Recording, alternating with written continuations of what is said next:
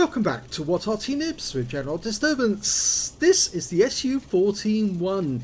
It's the Tier 7 Soviet SPG on the Collectors tab. It's located on the east spawn of Airfield under the command of Angelina75. And yes, the contest is continuing with Talon1958 to get the weekend lie-in. They've got to score the best game they can. Ace Tanker wins outright straight away, so that will be the one that gets you a perfect win. But if not, then it's got to be the highest scoring one by class, or the one that earns a medal, battle hero, or a epic one. Well, the SU-14-1, it was built based on the T-35 heavy tank.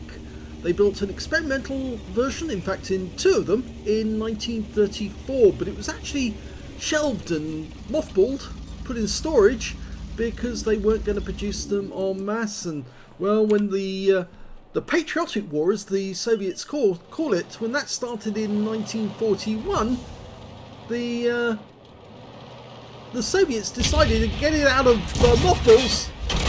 Oh, that was brilliant! 201 hit points of damage, and we just saw an enemy Arty fire. You saw the shell depart as well. And the enemy team does have an M12 and a batch at 155.55. So the enemy might know where we are, because they might have seen the tracer coming up from us just as we saw it coming up from them. Well, yes, the Soviets got the SU-14-1s out of mothballs, and they upgraded them actually to, the original one was called the SU-14, but they upgraded them with a radio station to make them SU-14-1s. It wasn't a very good tank, the T-35, very slow and a bit difficult to manoeuvre, and mainly that was down to it having the wrong width to length ratio. If you ever listen to David Fletcher, he points out that there is a certain ratio that you have to stay within with tanks, and if you don't stay within that ratio, then the vehicle won't drive properly. It's very difficult to drive, and so it can be very slow as a result. Limits its speed. Certainly can't turn fast. In fact, if it did try to go fast, it would probably flip over. But anyway, the T-35 was a very heavy tank anyway, and putting an artillery piece on it didn't really make it any lighter. In fact, it was 52 tons with the artillery piece. Now, it's a 152mm howitzer, and the reason I can tell that is because it's the long gun. The short fat one is the 203 BR4 howitzer. This one is the BR2, which is the 152mm gun. Now, it is capable in the current version of doing 900 alpha. Is it 900 alpha, or is it slightly less? Actually, I think it's slightly less, because I think those are the figures for the 203. 600 alpha, that's it. 38mm of penetration and a 7.2m burst radius. But it does have a much faster reload time. Direct hit there on the 122 TM for 204. Just moving it back and changing position a bit. Yes, it's 600 alpha. The reload time is 23.97 seconds, which is quite good. In fact, comparable with the M12. Another direct hit on that 122. Very good shot. Okay, it used to be that it could do a lot more damage than 600. But of course, Arty was nerfed, and so that was reduced. Rounds out the King Tiger captured. Just got some stun off that. Anyway, telling you more about the SU-14-1. It actually had a lot of bits came from the T-28 medium tank, which were installed on the T-35 to make it better. The engine's at the front of the vehicle, not at the back, and well, it had it actually did have space for, or cranes to actually lift the ammo up into place, because these shells were quite heavy and the tank was actually quite high up in the air. It had two spades at the back as well, which were designed to actually dig into the ground and transfer the recoil to the ground rather than shake the vehicle to pieces, and that was the problem they had with the S-51, which is now the Tier 7 Soviet SPG on the tech tree. Firing around into that corner because there was an SU-130PM over there. Forgot to mention it's a Tier 9 game, and Angelina's in a Tier 7 Arty, which means obviously she's going to earn extra XP on the every high tier that she hits. So they only built the two, and both were used from Kubinka. That's where they were being held in storage, and they were actually firing on the Germans from the very position of the Russian Tank Museum now. And that's a fascinating place. I'd love to go and visit Kubinka. I've been to Russia quite a few times, as many of you know. I've even been to the Crimea. Oh, what a shot! She actually got the SU-130PM. I think she penned him, and he then caught fire and blew up, so she got the kill as well, and I think she might have got an arsonist off that one. Anyway, yes, I've been to Russia, and there's not only parks which actually contain examples of most of the Soviet tanks that are actually used during the war. I think there's a Patriot Park as well as Gorky Park as well. And you can actually go and see these vehicles, although you can't climb all over them because they've got fences around them. But Kubinka, no, is fascinating because they've got these sheds containing all the tanks, very rare tanks, a lot of them. And yes, they've got some tanks which are not only rare, but they're unique. They've got the only mouse in the world over there. They've also got many of the Soviet tanks which, of course, nobody else has. Especially some of the ones which are prototypes, which never actually saw action. Dialing in on the Striv S1. Is that Striv S1? No, it's an SU-122-44. It's a fairly good shot, that one as well. Very close to the aim point. Okay, T-28 HTC, or the T-28 concept, as it's also known. Oh, that tracked him. That was the shot from our teammate in the GW Tiger, but when she moved the aim, unfortunately she's now having to dial in again. He might have moved in the meanwhile. Rounds out. Did she get him? No. Nearby, but not close enough. The scores are even at the moment, but our team has more Arty, which means obviously they've got more tanks. Angelina's decided to move because the GW Tiger is close by. And if the enemy does come looking, then this will be the place they come to look, and she could get discovered fairly quickly. You can see the crew, and there were a lot of them, but you can see on there's two loaders, two gunners, a driver and a commander. In fact, they probably had a much bigger crew than that. There's plenty of space for them on the vehicle, and you can see there are. I've seen film of a T-35 actually, or in fact actually the SU-14-1 driving through a forest between the trees. It was a very big thing. They were very high off the ground. It's quite an interesting SPG because it's basically making use of a vehicle which was otherwise going to be scrapped. Although, technically speaking, there are T-35s still in operation because they've managed to restore at least one. So I'm not so sure. No, it probably wouldn't be scrapped, it'd just be repurposed. Okay, we found the Barask. Not easy to get a shot in there, but if he comes up to that corner, might be able to get him. He's fairly well hidden in there. But the T-26E4 Super Pershing's moving into position. There goes the Striv S1. It was a Striv S1 over there on the other side, on the other team. I thought I saw a Striv S1, but it must have been the SU-122-44 that confused me. Oh my gum, he just got a kill on our E50. And that's a Tier 7 taking out the Tier 9. And she did get a hit on him for 152, which is not bad. And there goes the Barask. The enemy are down to 2 now, just near Arty, the Batchat 155-55 is probably up in the northwest corner of the map. And the SU-122-44 that she just hit.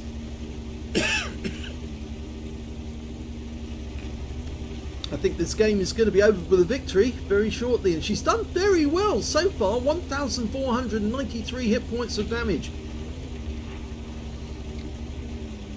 Anyway, the SU-14-1s were converted to the SU-14-2, otherwise known as the school bus, and they are still at the museum in Kubinka, and I'd love to see some of those tanks. And actually, you can't crawl all over them as you can in some other museums, but certainly can have a good look at them and see them for yourself and see their proportions.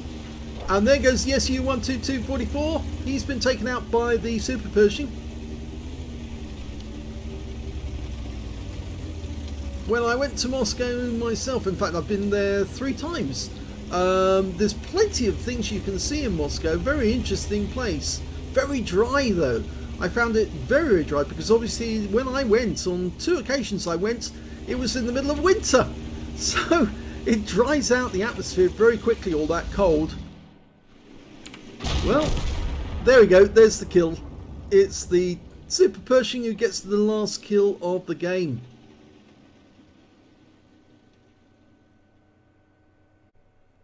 Here's the end of battle stats, and that game was a first class tanker for Angelina75 in the SU-14-1. I think that improves her score, or does it? Because I think she may have had a first class the last time, but this time round she got a bruise medal for getting at least 5 critical hits. In fact, she got 8, and she got a Confederate medal. And yes, she actually managed to get a Battle Hero medal, which means yes, is much more likely to win the contest with a first class and a Confederate. So let's have a look at the win 8s. 2,247, which is a very, very good score indeed. Just short of getting a Unicum. Let's have a look at the team score. Well, the highest damage in that game was actually done by the enemy Brask, who got a high caliber for 4,580 hit points. The second highest damage was that Super Pershing, managed 3,058 hit points. And the Char Future 4 managed to get 2,129 hit points. When it came to kills, well, actually, sorry, I forgot to mention Angelina got 1,760 hit points, which is still very, very good indeed. And of course, that Confederate. When it came to kills, it was the Super Pershing, and he shared it alongside the enemy Barask and the T-28 HTC. And Angelina didn't get any kills at all, but she did have a good go at the enemy. And when it came to base XP, it's the Super Pershing who did the best with 1,240. But look at this, second place is Angelina with 971. So she was hitting a lot of high tier opponents and earning extra XP as a result. The third highest in the game turned out to be the Barask, who of course got the high caliber, and that's what earned him so much extra XP. But he couldn't get past Angelina, well, because he was a tier 8 and he was hitting tier 9 and tier 7 opponents. Angelina fired 13 rounds in the game, got 4 direct hits on the enemy and that 1 penetration. And of course that penetration, as we know, went to the tank I thought that she killed actually. I thought she got him. Maybe somebody else actually got the kill shot on the end. It was the SU-130 PM. She penned him for 678 hit points with 1 penetration. And somebody else got the kill just before she did. So, yeah, unfortunate that she missed out on the kill. But at least it made her Confederate much more certain. She got 12 splash as well. 1,760 hit points, all of it at more than 300 meters. Damaged 7 of the enemy. Didn't get any kills.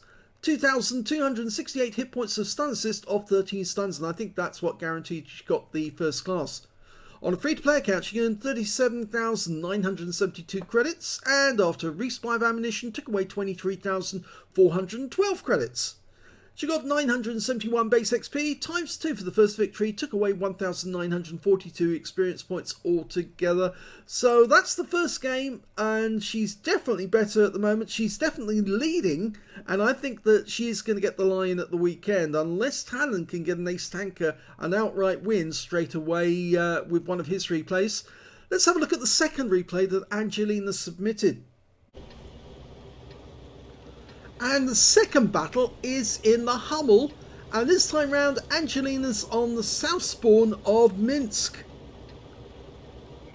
where you can see that Angelina selected to have the stock gun, which, as we all know, if you are a regular Arty player, is much more accurate than the top gun on the Hummel, and in fact actually is the same gun as on the Gorilla.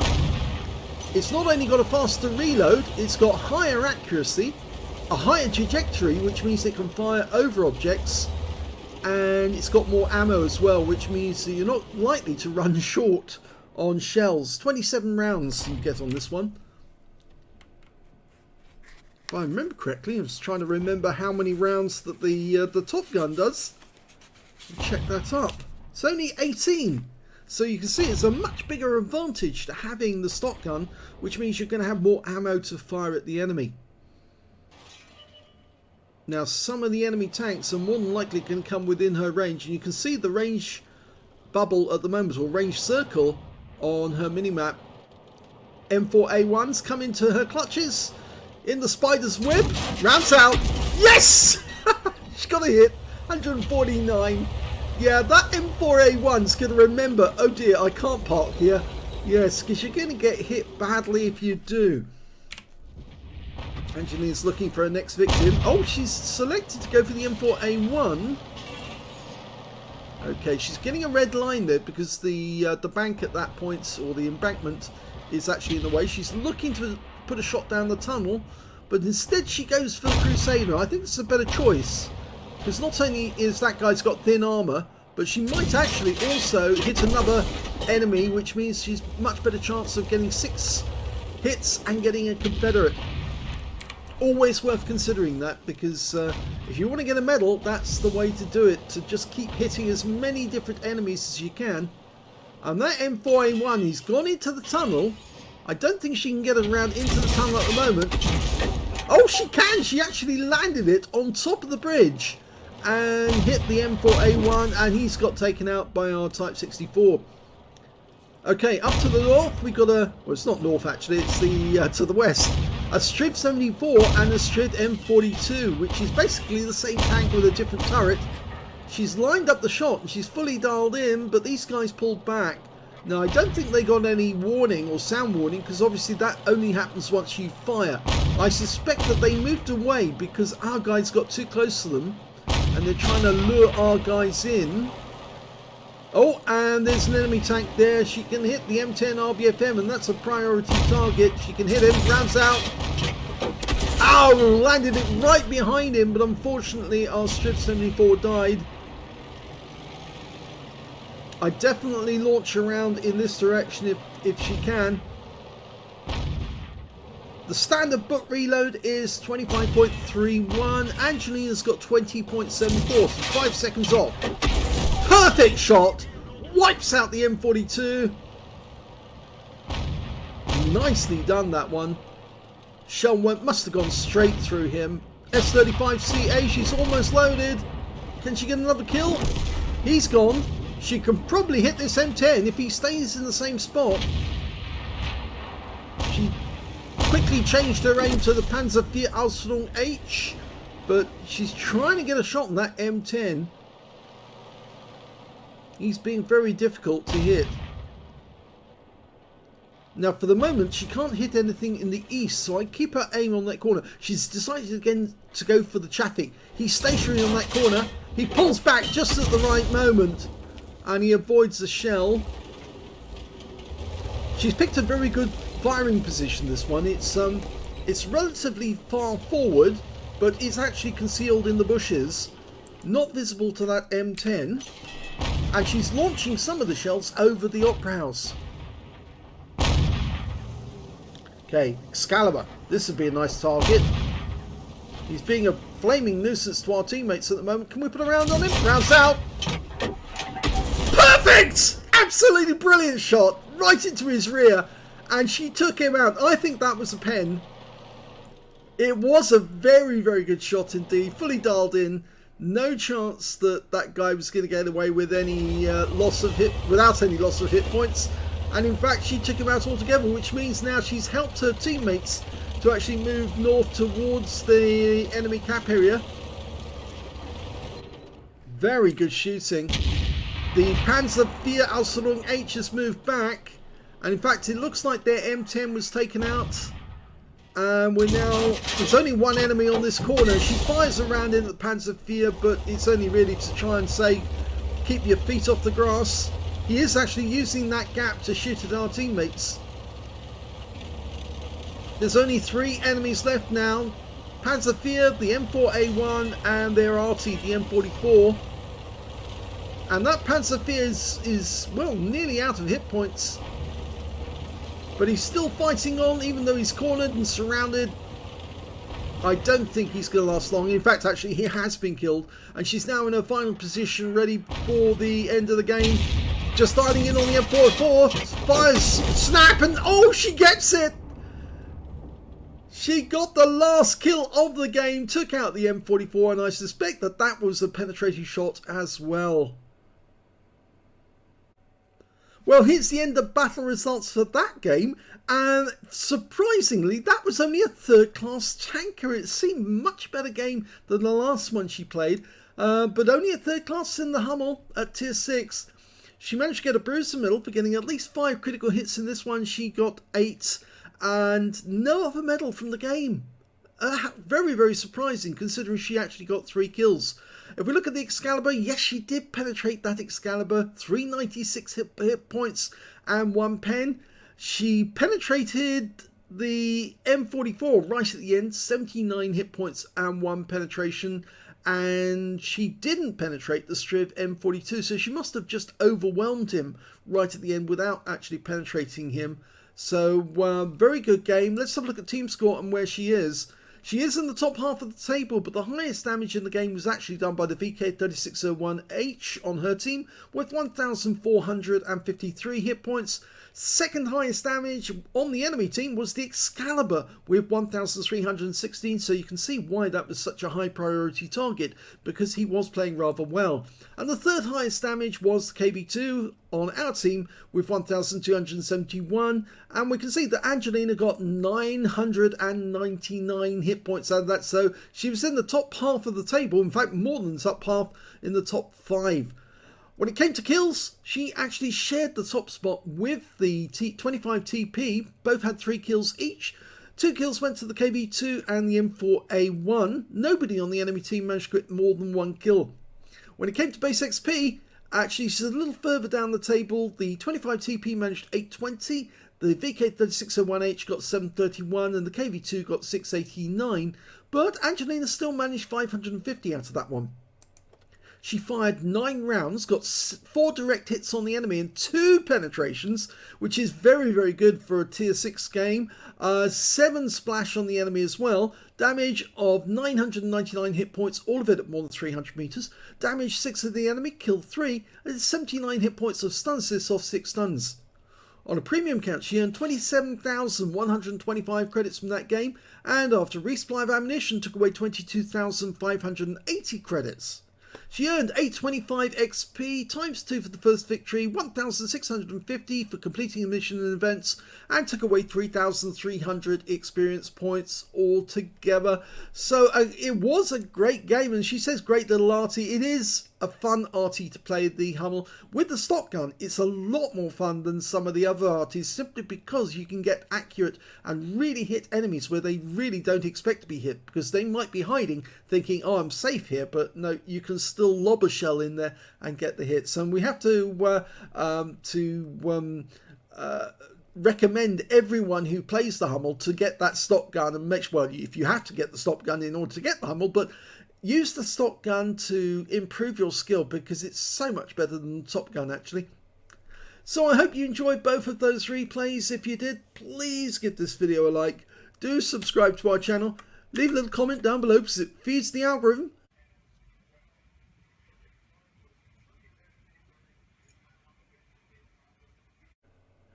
And please do remember to come back and see, did Angelina win the contest or not? Or did Talon come in with an ace tanker right at the end to steal a lion at the weekend? And, well, we'll let you know when after the weekend's over. Thanks for watching.